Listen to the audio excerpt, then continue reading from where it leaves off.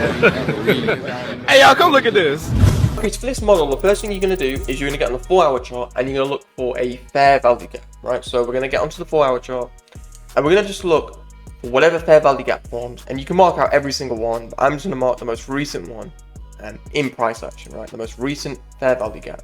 And then what we're going to do is we're just going to wait for price to hit the fair value gap. The moment, you know, price hits the fair value gap, we're going to get onto lower time frames and we're going to start looking for our entries. So we're only using the 4-hour chart just to find a fair value gap. That is it. So we've got our fair value gap now, and now I'll get onto the lower time frames. I'll show you how you can use this to start making money behind it. But what we're going to do is we're going to zoom in on the 1-minute chart, and what we want to see, right? What we want to see is we want to see price hit the fair value gap, right? And then quickly start to move off, right? The moment it starts to move off, we want to look for our entries, and a quick and easy way of determining that is we want to wait for another fair value gap to form on the lower time frame. So remember, this right here is a 4-hour fair value gap. Let me just mark this out.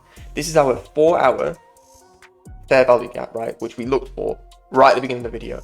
What we want to see is we want to wait for the first bullish fair value gap that forms, right? We do not care about any bearish fair value gap, right? Because this 4-hour fair value gap was bullish, and the higher time frame always takes precedence, right? So the 4-hour fair value gap is bullish. We're going to wait for a 1-minute bullish fair value gap to form, right? We want to see price start to move off, and at this point right here, price starts to move off, and here is your fair value gap, right?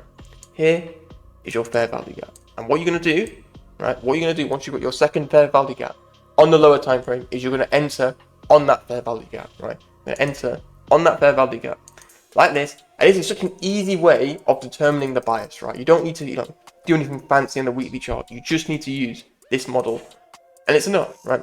So you're going to put your stop loss here. You can, if you want to, you can put it here. And just remember, as all, like all things in trading, the tighter your stop loss, the higher the probability that you're going to lose, right? Simple. So, you decide where you want to put your stop loss. For me personally, I'm going to put it here.